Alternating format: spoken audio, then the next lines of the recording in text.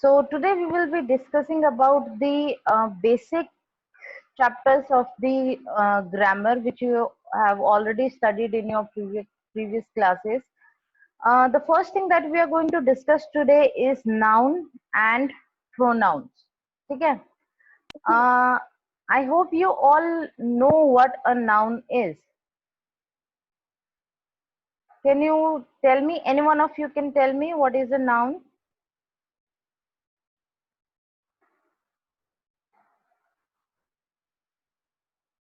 Anyone?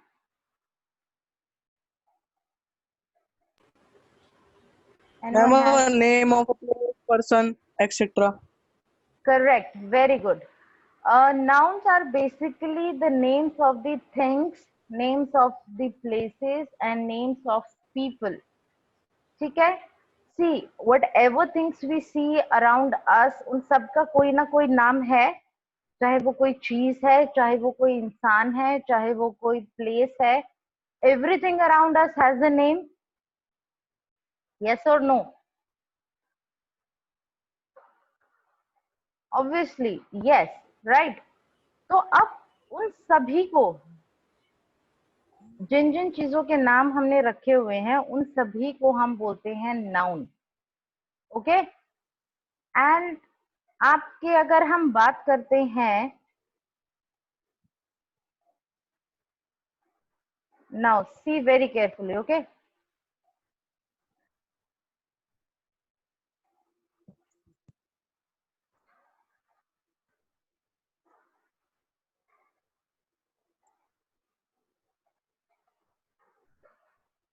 Subject plus verb plus object is always the most basic structure of any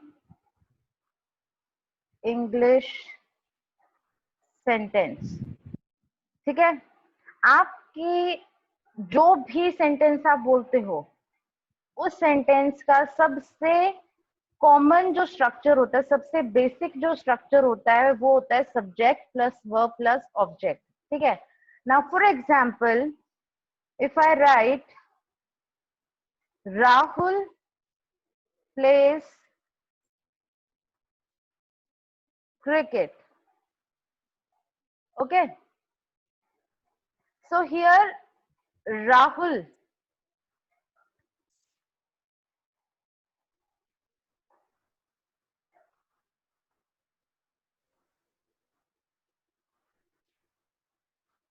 okay, so we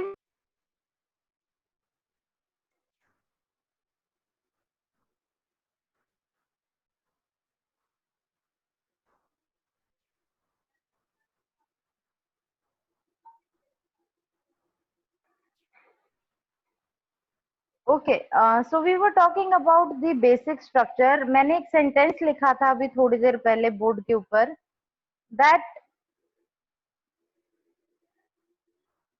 Rahul plays cricket, right? So यहाँ पर अगर आप focus करेंगे तो राहुल जो है, राहुल और क्रिकेट दोनों ही किसी ना किसी चीज के नाम है. राहुल एक लड़के का नाम है और क्रिकेट एक स्पोर्ट्स का नाम है, राइट. एंड प्लेस जो है, प्लेस आपकी वर्ब है. Verbs are basically the words which shows the action done in a sentence by the subject. ठीक है. क्रिकेट, देखो प्लेस का मतलब होता है खेलना. अब खेल कौन रहा है? राहुल खेल रहा है. और क्या खेल रहा है वो? क्रिकेट खेल रहा है. तो basically Rahul is the subject, Rahul is the person who is doing some work. और क्रिकेट जो है वो है ऑब्जेक्ट, क्योंकि जो वर्ब है वो ऑब्जेक्ट के ऊपर डिपेंडेंट है यहाँ पर अपने मीनिंग को क्लियर करने के लिए. ठीक है. नाउ यहाँ पर राहुल और क्रिकेट दोनों ही नाउन हैं. ठीक है. अब हम इसी चीज को और डिटेल में पढ़ेंगे कि नाउन एक्चुअली में होता क्या है, इसके कौन कौन से पार्ट्स होते हैं. एंड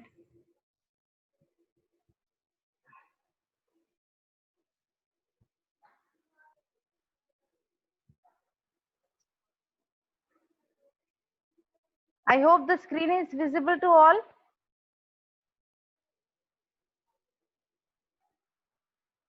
Now see, सबसे पहले Yes, ma'am. noun.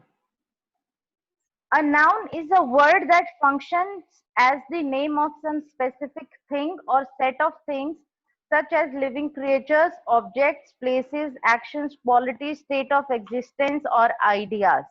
Now see, आज तक हम सिर्फ यही चीज पढ़ते हुए आए हैं कि किसी भी इंसान का नाम, किसी भी जगह का नाम या फिर किसी चीज के नाम को हम नाउन बोलते हैं, right?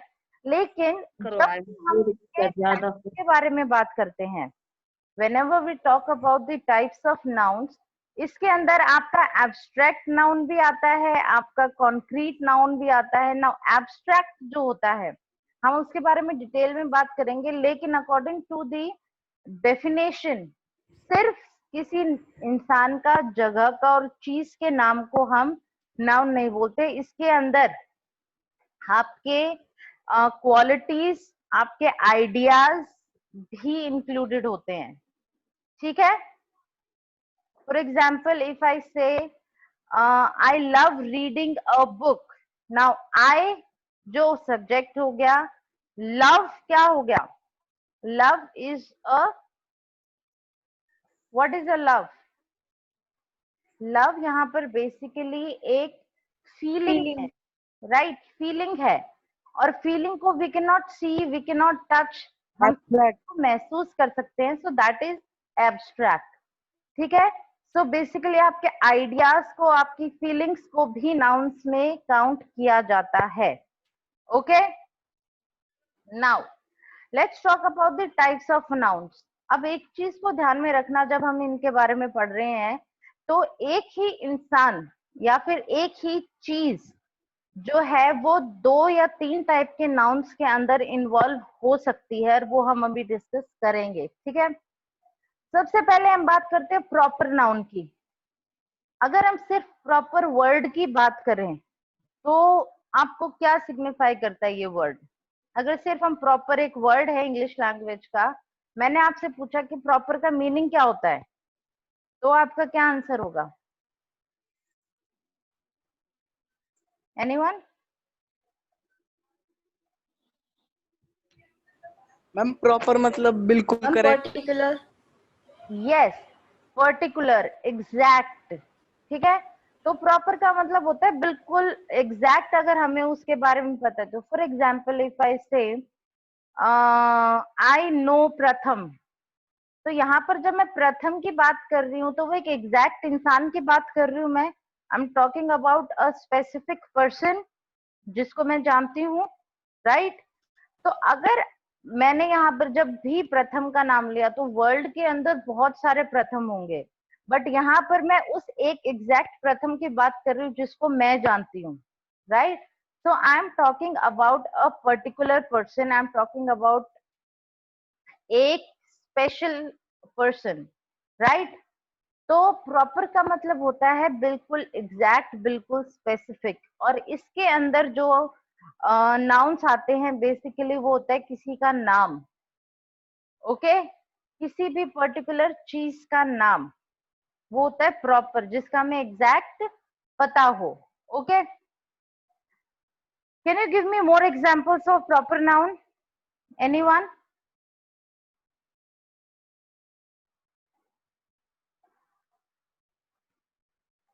There are lots of examples of proper noun. जल्दी बताओ। नानी और परदादी। नानी परदादी। वो बताइए ना, दादी आप परदादी। नानी के बारे में नाम ना लिखा, सिर्फ नानी लिखा, लेकिन कभी नानी नानी दिया, नानी नानी परदादी। Dipesh, you are requested to mute yourself if you are not giving the answer. परदादी क्या कौन होगी? ये उसकी पोती, परदादी की पोती कौन लेगी?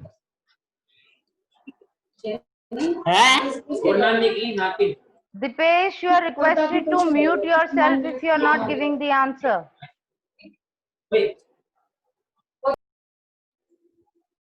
Yes, thank you. Ma'am, proper noun, one example, I ordered a book from Amazon.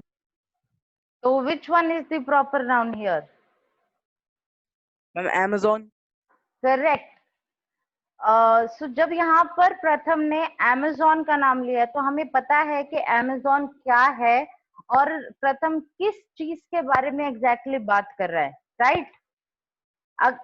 तो नेक्स्ट जो चीज आती है, नेक्स्ट जो टाइप ऑफ नाउन आता है, that is a common noun. Now if I talk about the word common, सिर्फ इस वर्ड की अगर हम बात करें तो कॉमन का मतलब क्या होता है? एक बहुत ही सिंपल, अगर हम हिंदी के वर्ड में बात, Ordinary. ऑर्डिनरी, वेरी गुड, आम जिसको हम बोलते हैं, राइट? तो कॉमन का मतलब होता है something which is very ordinary and which is not specific. ठीक है? फॉर एग्जाम्पल इफ आई से, अगर हम अभी जो प्रथम ने एग्जाम्पल दिया था उसी की बात करते हैं कि I ordered a book from Amazon. तो यहाँ पर बुक, सॉरी, Amazon जो है वो तो प्रॉपर नाउन हो गया, लेकिन what is a book? What is a book? Book आपका हो Common noun. जाएगा common noun. noun. Why? Because हमें उस बुक का नाम नहीं पता, हमें उस बुक के अंदर स्पेसिफिकली क्या है, उसका राइटर कौन है, we don't know the exact details of that book. और अगर हमने सिर्फ बुक का नाम लिया है तो बुक तो इस वर्ल्ड के अंदर uncountable, there are uncountable books in this world. तो वी डोंट नो कि हम कौन सी बुक के बारे में बात कर रहे हैं. सिर्फ एक वर्ड हमने बुक लेकर चले हैं, एंड बुक का मतलब any book in the world, right? Sushant, you want to ask something बेटा? नो मैम, वो गलती से दब गया. Okay, no problem.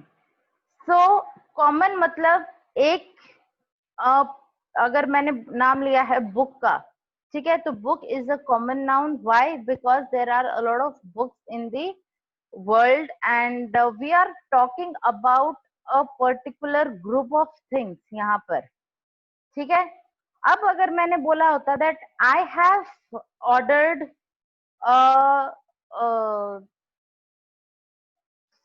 for example any book, okay, for example I have ordered Kite Runner's book from the Amazon. अब यहाँ पर मैंने बुक का नाम स्पेसिफिक कर दिया, तो यहाँ पर जब बुक का नाम स्पेसिफिक हो गया तो वो कौन से नाउन में कन्वर्ट हो गई अपने आप ही? If I have taken the name of the book, तो अब वो कौन से नाउन में कन्वर्ट हो गई अपने आप? Proper noun. Proper noun. Very good Gayatri. क्योंकि यहाँ पर अब जब मैंने बोल दिया काइट रनर्स, तो हमें ये पता है कि काइट रनर्स नाम की एक ही बुक है, राइट? नाउ नेक्स्ट हम चलते हैं कलेक्टिव नाउन के ऊपर. Now what is the meaning of collective? Collection, ma'am group. Group. Now देखो, एक चीज ध्यान में रखना कि जो इनके टाइप्स होते हैं ना, इनका मीनिंग इनके नाम के अंदर ही छुपा होता है. अभी तक हमने दो नाउन किए हैं, दोनों का मीनिंग उसके अंदर छुपा हुआ था. प्रॉपर का मतलब स्पेसिफिक, कॉमन का मतलब ordinary. Now the third is collection, collective. तो कलेक्टिव जो है वो कलेक्शन से बना है, एंड कलेक्शन का मतलब क्या होता है? What is the meaning of collection? For example, if I say I have a collection of foreign currency, तो मेरे पास, को स्टोर करना. करेक्ट, कलेक्शन का मतलब एक ही टाइप की चीजों को स्टोर करना. ठीक है? लेकिन एक चीज का ध्यान रखना कि कलेक्टिव नाउन के अंदर जो है वो एक ही टाइप की चीजों का हमने कलेक्शन करना है. ठीक है? तो यहाँ पर कलेक्टिव नाउन का मतलब होता है कि a group of things which are similar to each other, right? For example if I say a bouquet of flowers, ठीक है? अब फ्लावर्स, अगर मैं सिर्फ फ्लावर्स बोलती तो वो कॉमन नाउन हो जाता. ठीक है? लेकिन मैंने बोला है अ बुके ऑफ फ्लावर्स, मतलब फ्लावर्स का एक कलेक्शन है. ठीक है? तो वो क्या बन गया आपका? Collective noun. Is it clear to all? अगर मैं बोलती कि अ बंच ऑफ कीज, तो चाबियों का एक गुच्छा है और वो सारी की सारी हैं तो चाबियां ही ना. अगर मैंने सिर्फ बोला होता कीज, तो वो कॉमन नाउन हो जाता। अगर मैंने बोला होता कार कार कीज, तो वो प्रॉपर हो जाता। लेकिन मैंने यहाँ पर बोला है बंच ऑफ कीज, तो उस बंच ऑफ कीज के अंदर आपके बेडरूम की का की भी हो सकती है, आपके लॉकर की भी हो सकती है, आपकी बाइक की भी हो सकती है, राइट। बट है तो वो सारी की सारी कीज ना, सारी उनकी स्पीशीज तो सेम हो गई, और वो एक बंच में है, there is a collection of all the kind of keys, तो इसीलिए वो हो गया collective noun. Okay, is it clear to all? Yes, ma'am. yes ma'am. Now fourth we are going to talk about concrete noun. अगर आपने सुना होगा कि New York is a concrete jungle. Now what do you understand by this word concrete? Anyone? The meaning of concrete? Material. Can you again ma'am, can you again pronounce? Concrete. Ma'am, cement. We can say this. See, concrete का मतलब होता है something which is very solid. ठीक है? Concrete means something which is very solid, something जिसको हम touch कर सकते हैं, feel, something which is made of some kind of material. ठीक है? तो यहाँ पर कंक्रीट के अंदर जो है बेसिकली हम उन सारी चीजों को ऐड करते हैं जो कि किसी ना किसी रॉ मटेरियल से बनी हुई है। ठीक है? For example if I say a chair, chair is made up of what? Wood, or a chair can be made up of plastic, a chair can be made up of iron, right? So all these three things are very solid in nature. ठीक है? And fifth one, because we are running out of time, so I think today we will only be able to do the abstract noun. तो abstract noun, इसकी हमने class start की थी तब भी हमने इसके बारे में बात की थी कि abstract का मतलब होता है something that you cannot touch. Okay? Abstract Ma'am, means, intangible कह सकते हैं? yes, correct. Intangible is the another word for something that we cannot touch. Okay? लेकिन हम इनको फील कर सकते हैं। फॉर एग्जाम्पल मैंने आपको बोला था फीलिंग्स में love, jealousy, hate, care, all these things are included in the abstract nouns. Okay, तो आप लोगों ने पहले भी ये सारी चीजें पढ़ रखी थी, हमने सिर्फ इसको रिवाइज किया है, but still if there is any one जिसको इनके अंदर कोई प्रॉब्लम हो, कोई चीज नहीं समझ में आई हो, तो you are free to ask. Anyone? सबको समझ में आ गया? Very good. See, the next thing that we are going to learn about is pronouns. देखो, आज हम इसकी सिर्फ डेफिनेशन के ऊपर बात करते हैं और कल हम इसके टाइप्स के बारे में बात करेंगे। ठीक है? तो प्रोनाउन बेसिकली होता क्या है? एनीवन? किसी को पता है? The words used instead of a noun. Correct. The words which are used instead of nouns. अब देखो एक एग्जांपल मैं आपको देके बताती हूँ। अगर मैं बोलूं for example if I am talking about a boy जिसका नाम है राहुल, ओके, तो अगर मैं बोलूं Rahul studies in RPS school, Rahul likes to drive a car, या फिर Rahul likes football, Rahul likes aloo paratha, Rahul studies in 12th grade. तो अगर एक ही इंसान के बारे में हम बार बार बात कर रहे हैं और हर एक सेंटेंस के अंदर अगर हमें उसका नाम लेना पड़ रहा है, तो वो बहुत ही अजीब हो जाता है। ठीक है? Instead of taking repeating, basically instead of repeating the name of the same person we are talking about again and again, हम क्या करते हैं, उसकी जगह पर pronouns का यूज कर लेते हैं। ठीक है? Ma'am, For much example, has happened since we met. what Pratham, can you please repeat yourself? Ma'am, much has happened since we met. आप ये किस चीज का एग्जाम्पल दे रहे हो? Pronoun. pronoun, exactly. See, what we are basically talking about here is कि pronouns जो होते हैं वो basically words होते हैं जो हम nouns की जगह पर use करते हैं, ठीक है. There are different kind of pronouns और क्योंकि हमारे पास noun के ही इतने types हैं तो हमारे पास pronouns के भी टाइप होते हैं. हम प्रोनाउंस को सब्जेक्ट की जगह पर भी यूज कर सकते हैं, हम प्रोनाउंस को ऑब्जेक्ट की जगह पर भी यूज कर सकते हैं. ओके, तो I was talking about that Rahul. हमने फर्स्ट सेंटेंस में राहुल के बारे में कुछ कोई चीज बता दी. तो instead of repeating Rahul's name again and again, what we are going to do is उसकी जगह पर हम प्रोनाउन का यूज कर लेंगे. Now how we are going to decide कि कौन से प्रोनाउन को यूज करेंगे, उस चीज के लिए it is important to study the different types of pronouns. ठीक है, और किसी भी प्रोनाउन को डिसाइड करने से पहले कि हम कौन सा प्रोनाउन यूज करने वाले हैं, उसको डिसाइड करने से पहले वी नीड टू अंडरस्टैंड कि जो सब्जेक्ट है जिसकी जगह पर हम प्रोनाउन यूज करने वाले हैं वो सिंगुलर है या प्लूरल है. ठीक है, वो फर्स्ट पर्सन है, सेकंड पर्सन है, थर्ड पर्सन है, वो मेल है या फीमेल है. तो there are a lot of things जिसको हमें ध्यान में रखना पड़ता है before choosing the correct pronoun for that noun.